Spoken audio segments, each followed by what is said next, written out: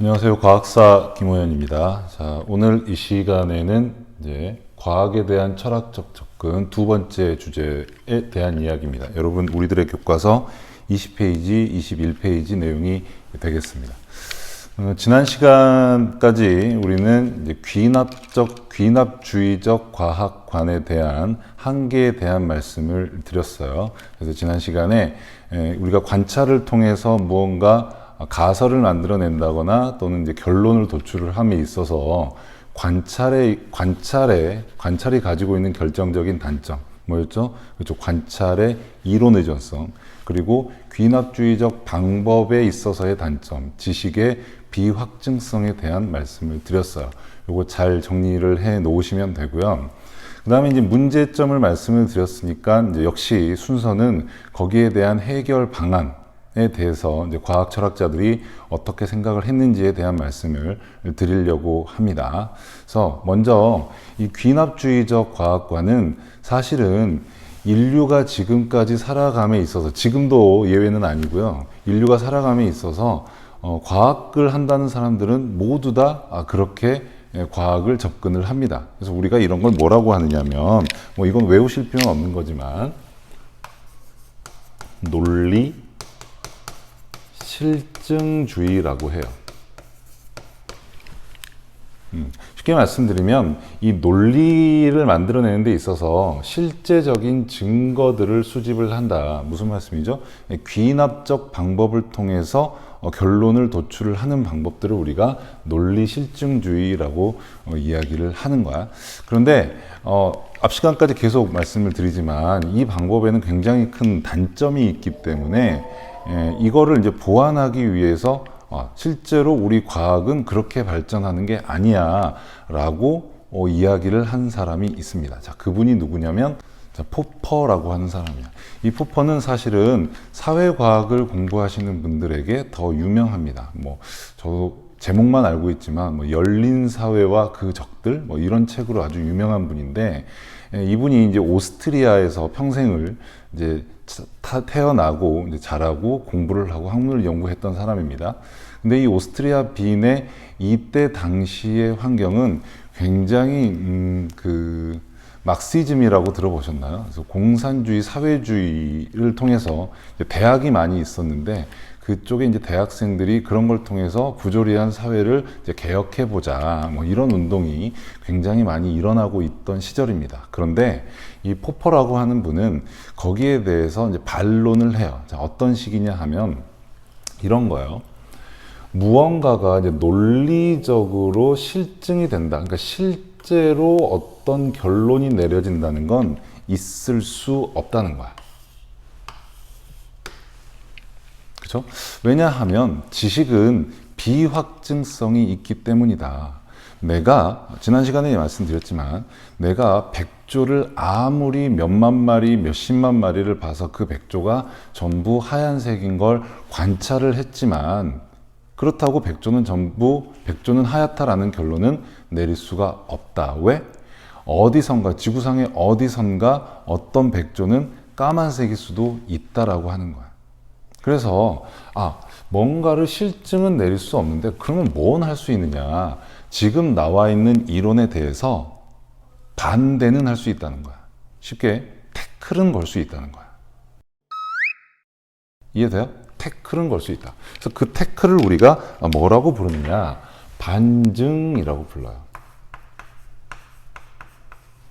논증은 할 수 없지만, 실증은 할 수 없지만 반대되는 사례를 찾아볼 수는 있다. 그러면 과학의 발전이라고 하는 건 어떻게 되는 거냐? 이런 식이야. 대담한 어떤 가설이 있어. 그러면 그 가설을 놓고 입증하는 과정에서 입증이 되면 과학이 아닌 거야. 반증이 되면 과학인 거야. 근데 반증이 되는 순간 그건 과학이 아닌 거야. 좀 말이 이상하죠? 다시 한번 이렇게 한번 가볼게. 내가 날씨를 예보하는데 내가 여러분들에게 내일 날씨는 어떻습니다 라고 예보하는데 이렇게 얘기를 한다고 쳐요. 내일 날씨는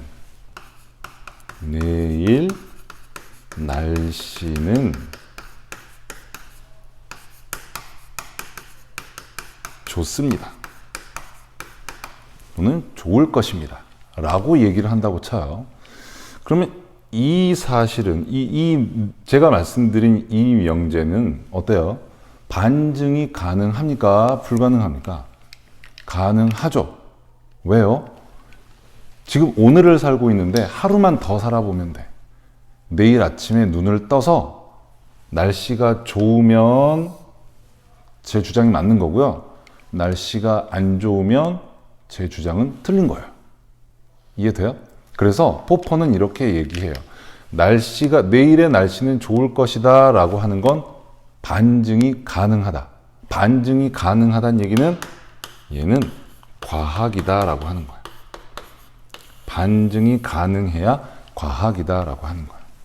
그런데 이렇게 얘기하면 어때요? 내일 날씨는요, 좋을 수도 있고 그렇지 않을 수도 있다.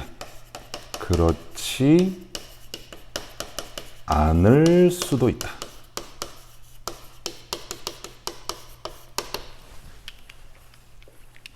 내가 이렇게 얘기를 하면 이건 사실이에요? 거짓말이에요? 사실이죠. 왜요? 내일 해가 떠서 눈을 떠보니 날씨가 좋아요. 그럼 내 말이 맞았지.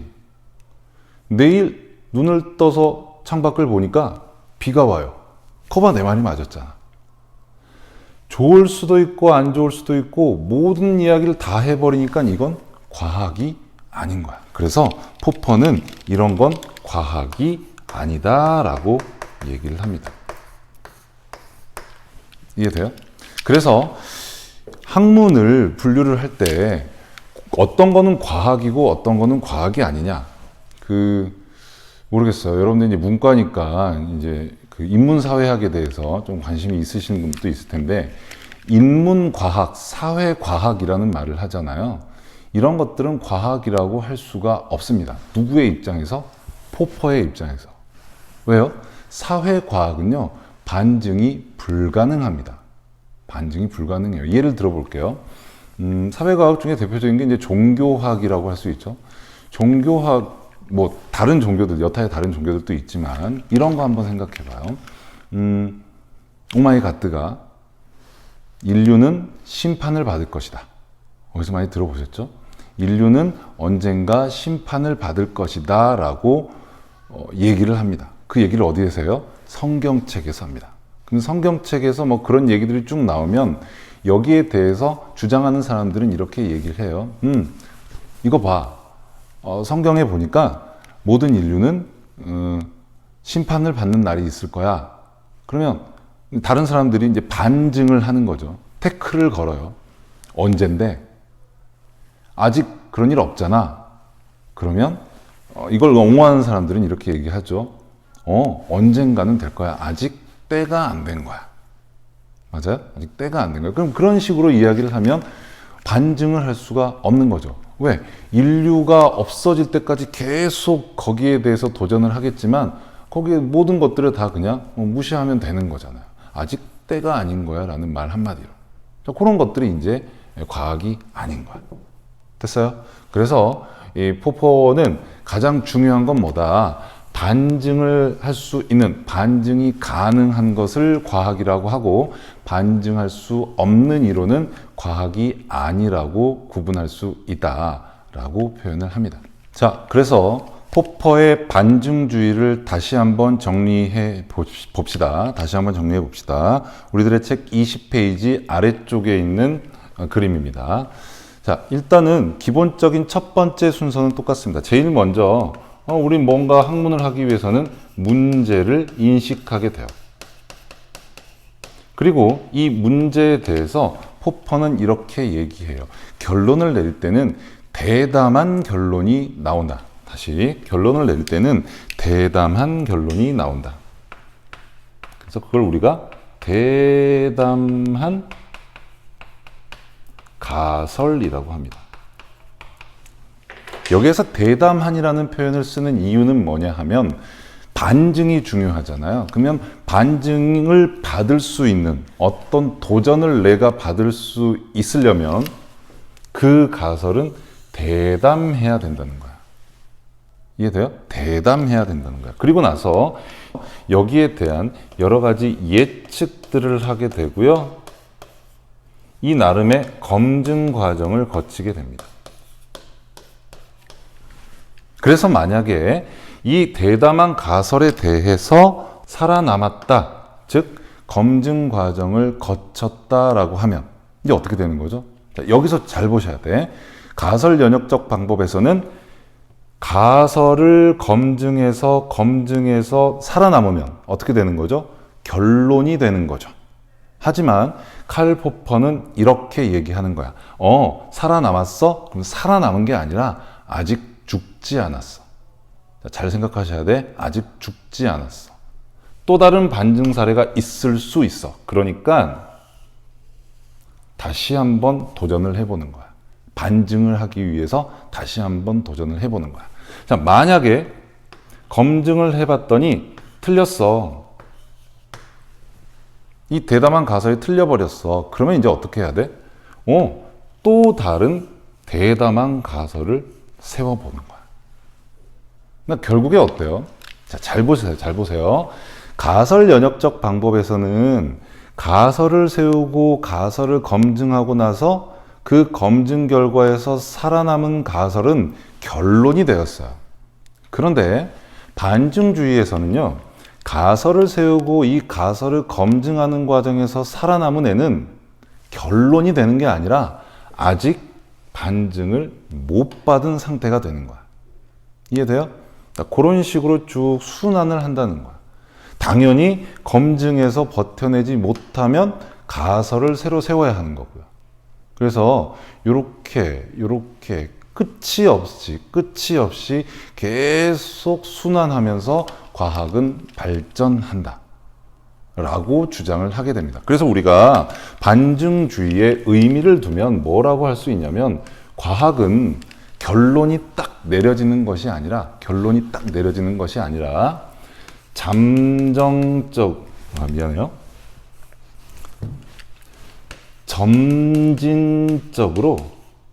왜 이렇게 안 써지지? 점진적으로 발전해 나가는 것이다.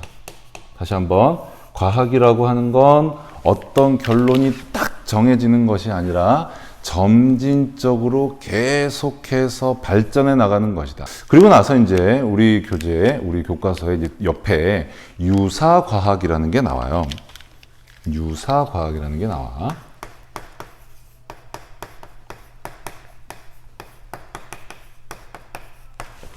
자, 유사과학은 쉽게 말씀드리면 뭐냐면, 과학의 탈을 쓴 과학이 아닌 모든 것들을 우리가 유사과학이라 그래.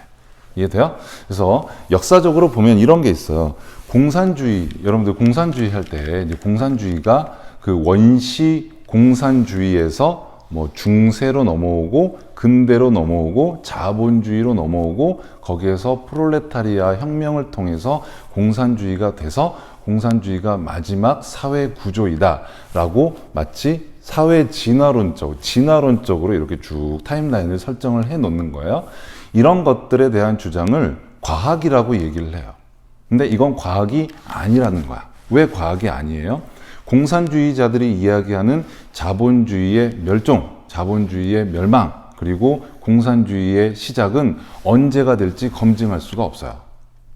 그러면 공산주의를 반대하는 사람들이 야, 이거 공산주의 틀렸어. 프롤레타리아 혁명은 아직 왜 일어나지 않는 거야? 라고 하면 아직 때가 아니야 라고 해버리면 끝나는 거라고. 그런 것들이 이 유사과학에 해당하는 거야. 되죠? 자, 너무 큰 예를 들었나요? 그러면 그럼 미시적인 아주 작은 예를 한번 들어볼까요? 유사과학은 이런 것도 있어요. 외계의 생명체가 있다. 외계의 생명체가 있는데 내가 그걸 봤다. 뭐 이런 거 얘기하는 사람들이 있잖아요. 나 UFO 봤어. 이런 거 얘기하는 사람들, 메시는 외계인이야. 뭐 이런 거 이야기하는 사람들. 그러면 그 사람들이 주장을 하는 걸 가만히 들어보면 이 주장을 반증할 수가 없어요. 외계인 봤어? 그럼 증거 대봐. 나 봤다니까. 이렇게 하면 끝나는 거잖아.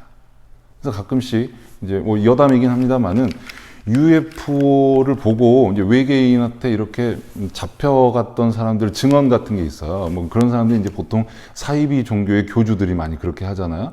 그런 거 가만히 듣고 있으면 전 개인적인 입장에서 되게 답답해요. 그 사람들이 이제 외계인한테서 뭔가 이렇게 뭐 영감을 얻고 아이디어를 얻고 그래가지고 인류는 어떻게 살아라 이제 그런 것들을 이제 들었다고 막 증언을 하고 막 교단을 이끌고 그러는데 저는 그 사람한테 물어보고 싶어요. 그래? 외계인을 만났어? 우리보다 문명이 발달된 외계인이었어? 그러면 이런 거 물어보지 그랬어. 페르마의 마지막 정리 이런 거 물어보지 그랬어. 우리 아직 인류가 풀지 못한 수학 숙제들 있잖아. 이제 그런 거 한번 물어봐가지고 답을 딱 얻어왔으면 사람들이 다 믿을 거 아니에요. 왜? 인류는 아직 그런 걸 해결하지 못했는데 우리보다 훨씬 더 고등한 문명에서 그걸 충분히 해결할 수 있을 거 아니야. 4차원에 대해서 한번 설명해 줘봐. 다중우주론이 맞는 거야? 끈 이론이 맞는 거야? 이런 거 한번 외계인한테 잡혀가서 한번 알아보시면 좋을 것 같아. 그러면 여러분들 주장도 훨씬 더 믿음이 있을 거예요. 다시 뭐 좀 너무 멀리 갔지만 그래서 이제 유사과학과 진짜 과학에 대한 구분은 반증을 할 수 있느냐 없느냐로 나눠볼 수 있다. 자, 그런 얘기까지 말씀을 드렸습니다. 자, 오늘 중요한 건 포퍼의 반증주의입니다. 그래서 반증주의를 기준으로 해서 과학과 비과학, 과학과 유사과학을 구분할 수 있다. 이렇게 정리를 해 주시면 되겠습니다. 자, 여기까지 하겠습니다. 수고하셨습니다.